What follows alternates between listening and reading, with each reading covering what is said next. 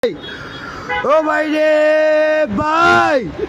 ओ panel में আর গুছাইছে মামুন ভাইয়ে লাচাইছে অন্য লোকে তো ডাও বিগত হচ্ছে গো ভাই ও ভাই রে ভাই ও 28 স্টেশনের কেনে মার খালি রে ভাই হ্যাঁ আমি তো কইয়ের আমি মানে বাজারে দাঁড়াই দেবার আমি শোয়াইছি আমি গুছা মুছা খামা দিয়ে চলে গেছি এনে মেরে লই আমি ওইখানে গেলাম আমি ওইখানে আজকে এক খাদ্যর আয়োজন করা হয়েছে এক দোয়ার আয়োজন এক গরু কিনছিল ওইখানে সবজি